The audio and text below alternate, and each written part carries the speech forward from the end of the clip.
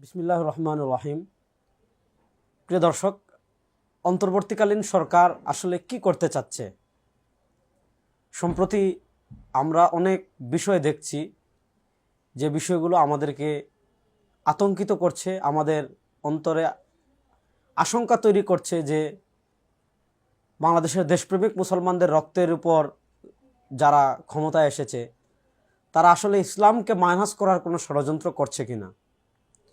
আপনারা দেখেছেন, গতকাল প্রথম আলো একটা নিউজ প্রকাশ করেছে, যে নিউজের শিরোনাম হলো দল নিষিদ্ধের প্রস্তাব সংশোধনীর খসড়ায়।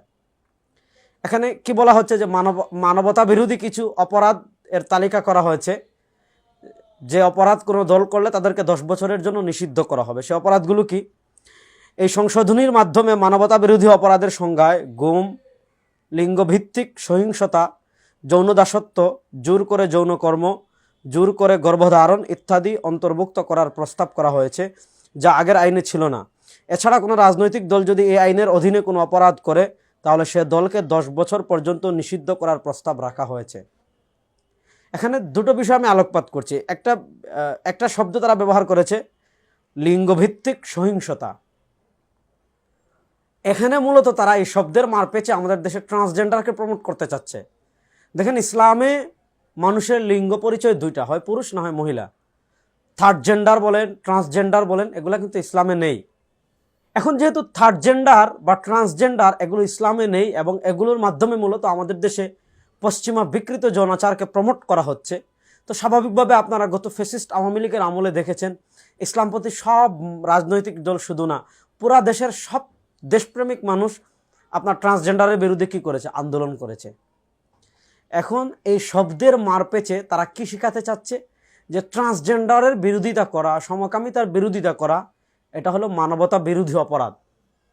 এখন কোনো দল যদি এটার প্রতিবাদ করে তাদেরকে 10 বছরের নিষিদ্ধের সুপারিশ করা হচ্ছে। মানে কি, ইসলামিক যত দল আছে সব দলকে নিষিদ্ধ করার পায়তারা করা হচ্ছে।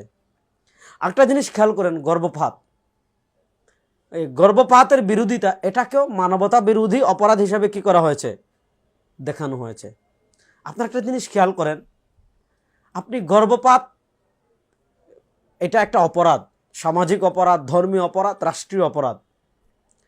এটার যদি আপনি স্বাধীনতা দেন, মানে কি বোঝাতে চাচ্ছেন? দেশে ব্যাপকভাবে অশ্লীলতা ছড়াবে, বিবাহ বহির্ভূত সম্পর্ক বৃদ্ধি পাবে, বিবাহ বহির্ভূত সম্পর্কের কারণে কারো যদি গর্ভ হয় সেটা স্বেচ্ছায় অবলীলায় নষ্ট করবে, এবং এই যে ভ্রূণ হত্যা, এটা কত মারাত্মক অপরাধ, এটা বাড়বে। আর ইসলামে তো এটার তো সুস্পষ্ট বিধান আছেই। মূলত এটার মাধ্যমে আমাদের সমাজে পশ্চিমা যে কালচার রয়েছে, সেই অসভ্য বর্বর পশ্চিমা কালচার মূলত আমদানি করার একটা চক্রান্ত করা হচ্ছে। আপনারা দেখেছেন, একদিকে এগুলো আইনের প্রস্তাব করা হচ্ছে, আর একদিকে দেখেন অন্তর্বর্তীকালীন সরকারের মাথায় আসলে কি ভূত সবার হয়েছে আমি বুঝতে পারছি না। আপনাদের ভূত যদি আমাদের কথাবার্তায় না নামে, তাহলে ভূত নামানোর জন্য এদেশের মানুষ উজা হলে কি হয় সেটা তো আওয়ামী লীগ টের পেয়েছে। আপনারা তো 2 মাস হন নাই ক্ষমতায় আসার, আপনারা ক্ষমতায় আসার 2 মাসে হয় নাই, ফ্যাসিস্ট আওয়ামী লীগের পরিণতির দিকে একটু থাকাবেন। আপনারা কি শুরু করেছেন এগুলো ভণ্ডামি? দেখেন, এই জুলাই আগস্টের যে মুক্তিযুদ্ধ, যে অভ্যুত্থান হয়েছে, এই যুদ্ধে একজন ট্রান্সজেন্ডার তো শহীদ হওয়া দূরের কথা, মারা যাওয়া দূরের কথা, একজন শাহবাগীও মারা যায় নাই। অথচ আপনারা কি করেছেন? সরকারিভাবে যে ওয়েবসাইট করেছেন, সেই ওয়েবসাইটে তার পরিচয় তুলে ধরতে গিয়ে কি লিখেছেন? পুরুষ, মহিলা, তারপরে নিচে দিয়েছেন ট্রান্সজেন্ডার। মানে যে মারা গিয়েছে সে ট্রান্সজেন্ডার কিনা, এর মানে কি? আপনারা ট্রান্সজেন্ডারকে স্বীকৃতি দিতে চাচ্ছেন? গত রমাদানে ওয়ালটনের কথা আপনাদের মনে নেই? ওয়ালটন শুধু একটা নাটক, যে নাটকে ট্রান্সজেন্ডারকে সহজ করা হয়েছে, এটা প্রমোট করার কারণে ওয়ালটনের কী অবস্থা হয়েছে আপনাদের জানা নাই। আর আজকে আপনার সরকারিভাবে এগুলা কি শুরু করেছেন? একদিকে আপনারা এটা করছেন, আরেকদিকে দেখেন ব্রাক বিশ্ববিদ্যালয়ের ছবিটা দেখেন। ব্রাক বিশ্ববিদ্যালয়ে আপনারা স্ক্রিনের ছবিটা দেখেন, যে লেসবিয়ান গে বৈচিত্র্যের সৌন্দর্য নিয়ে ব্রাকে কর্মশালা হচ্ছে।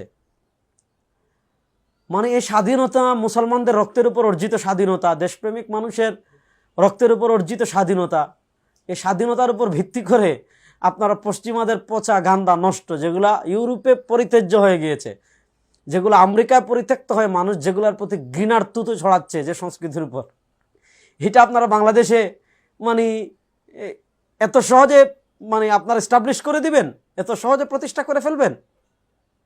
আপনারা মানে একটা মনে হচ্ছে যে একটা কল্পনার জগতে বসবাস করছেন। একদিকে মনে হচ্ছে যে আপনারা কল্পনার জগতে ফরহাদ মুজারের লালনবাদের ইসলাম প্রতিষ্ঠা করবেন, আরেকদিকে মনে হচ্ছে যে আপনারা এমন এক কল্পনার জগতে আছেন যে আপনারা ইউরোপিয়ান সব কালচার প্রতিষ্ঠা করে ফেলবেন। দয়া করে আপনারা এগুলো থেকে বিরত থাকুন।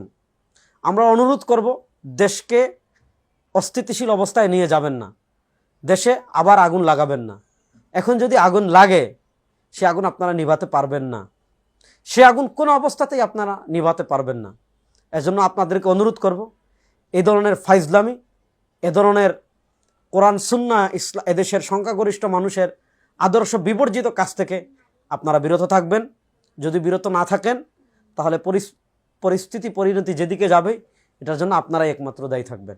আসসালামু আলাইকুম ওয়া রাহমাতুল্লাহি ওয়া বারাকাতুহু।